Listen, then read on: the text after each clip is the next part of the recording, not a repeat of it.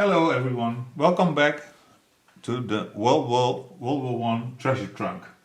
This time I want to show you what the impact is of bullets and shrapnel into things found at the trenches. First of all, I would like to start with this gun, remnant of a WW1.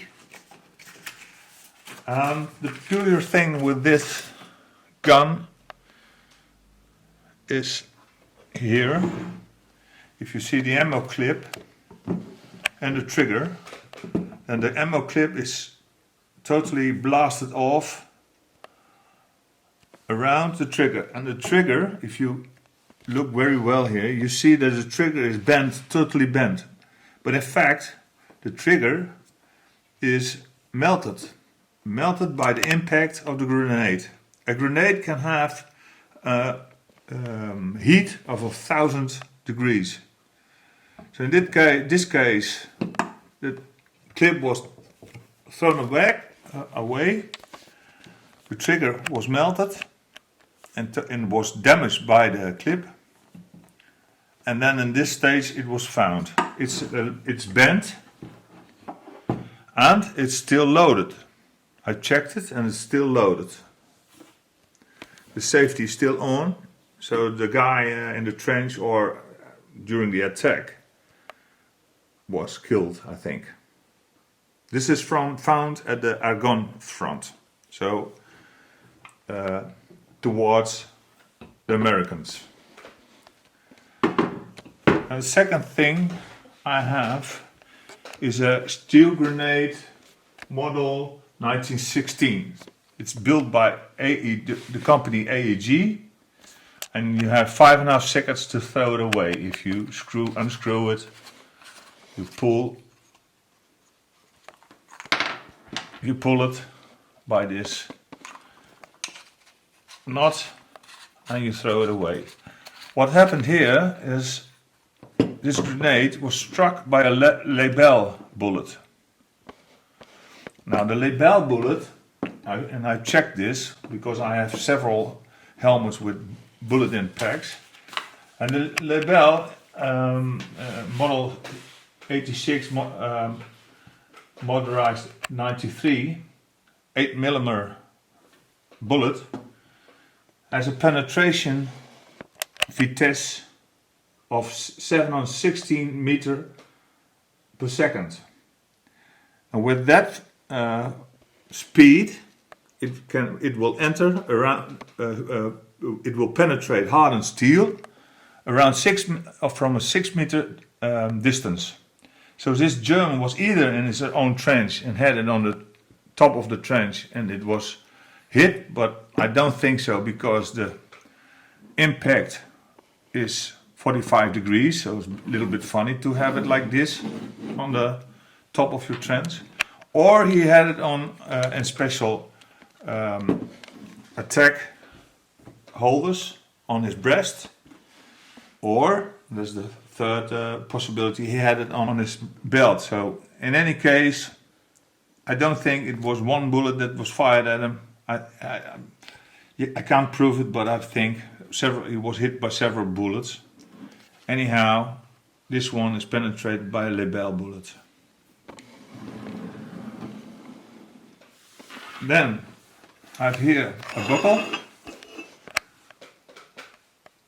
This buckle is for a belt model, French buckle must I say, model 1873, and it belonged to Léon Marty, and Léon Marty was a French soldier who was before World War I already in the army, and he came out in full duty in 1919, but in 1915 he got wounded. He got wounded in his stomach, around his lower abdomen, and he was sent to hospital where he was for several months.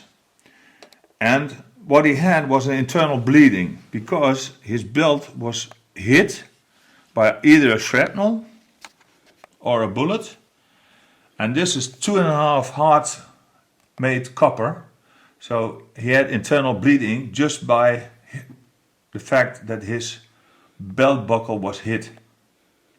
He survived, and after he was healed, he went to from the territorial troops to the WW1 Treasure d'Alpine, because he had some experience with mules, etc. Very nice example to have and to know from what guy it was, to what guy it belonged. Then here, this is an entrance of a shrapnel into the wooden pole I think, from a trench. The soldier has cut it out of the wood, made a souvenir of it. He glued it in, so it could never come out again. Unfortunately, the glue is totally gone, but you can see that it penetrated. I think he was standing in the trench, and somehow he thought, well, this is a good talisman. You can see what happens when shrapnel hits the wall of a trench. In the next short part of the movie, A Long Time of an Engagement. And I think this soldier made a souvenir of it, or at least a talisman, to protect him from other harm. It's a very nice example of a souvenir.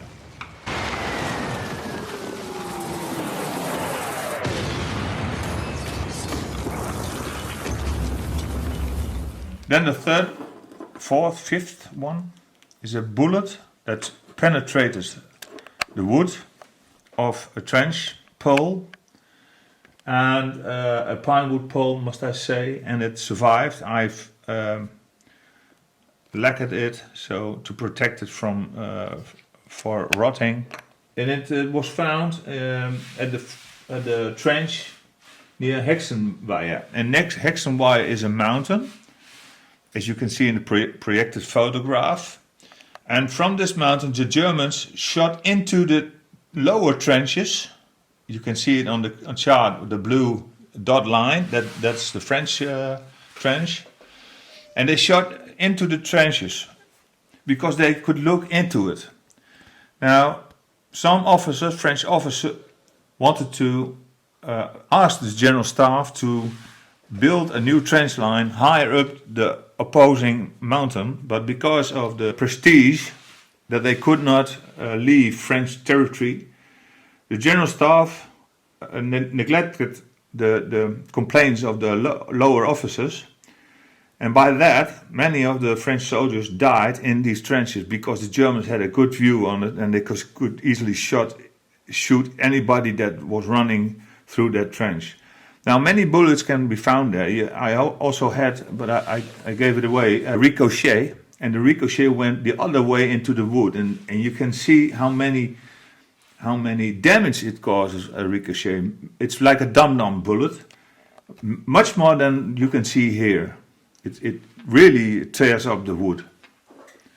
A fine example of another bullet penetration. This is a clip for an Eddystone gun. It was found in the gun sector. I had several of them. The best I sold to somebody who has an Eddystone gun, and he still shoots with it, these clips. And this one was also in this very large amount of clips, and it is penetrated by small shrapnel, as you can see. Very little shrapnel, but the damage is enough to kill a guy. Now, I don't know if the guy was killed. They found more gear all around, American gear, but this one is penetrated. All right, well, then I have a few helmets. Now, I have several helmets with impacts, and at a later stage I will make a topic out of it, only about the helmets. Now, first, what I want to show you is a French Adrian helmet, second type. And as you can see, there's no insignia front. And most of the time, the insignias, if you have a ground dig, most of the time the insignias are rotten off because they are galvanized and the clips just on the back side will fall off. The helmet is still in a reasonable condition, as you can see. Now there's a small impact on the top. That's not a big issue for the guy. It just penetrated. But this impact, well, for sure, this killed him. You see a projected photo of the impacts of French helmets. I won't show you what the effect of it is because it's too bad. This helmet is, as you can see in the photograph projected, has a trajectory which went in here and came out. But this guy survived. As you can see, he has a veteran plate that was introduced in 1919. So this guy survived it, and in the end, he used this helm for, I think, for the annual Remembrance Day of World War I. It's a little bit rusty. It was found in a shed. This helmet belonged to Gaston Bouchard of the regiment of the 7th Tirailleurs. And I looked him up, and in the end he went to the Zouave. So he survived World War I. But it's a really nice impact. Good to see. And fortunately he survived. It went in here and came out there. I did not clean it. I wanted to have it as it is. I found this by accident and I really love this helmet. Then the third example. After the war, many souvenirs were sold. They made ashtrays out of copper that they found at the trench. And they made lighters and so on and so on. But they also digged up some helmets and they made some text on it. In this case, 1914, 1918, Iser, so the Iser front, 1915, and La Somme. I don't know if this is a souvenir or that it really belonged to a veteran who made this text. I'm not quite sure of it, but I think it's a souvenir. Still a nice helmet, no impact, no damage, nothing. No interior, but it doesn't matter. Then at last I want to show you this photo which I've got from a guy a few years ago. And it's a little bit scary photo. What happened was he was searching at somewhere at a place at the Somme. And at one moment he found with his detector a French Adrian helmet. Now the comb is all rotten off, but this is really a French Adrian helmet. And as he pulled it up from the ground, there was a half skull of it. His skull was cut off by a shrapnel. It just plainly cut off his just on the half of the nose, under his eyeballs, cut off his top of his head.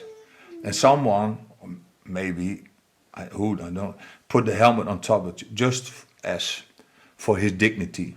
And or the top was still stuck into the helmet. Anyhow, he found it like this, and he brought it to the grave service. And oh well, it's a really scary photo, but it's the reality of the war. Okay, well, thank you for watching. Hopefully I see you next week. Then we'll have I'll have a small topic regarding venereal disease. I have a small item to show you. And please, if you liked it, please push the like button. And well, I hope you also subscribe. Thank you and see you next week. Bye bye.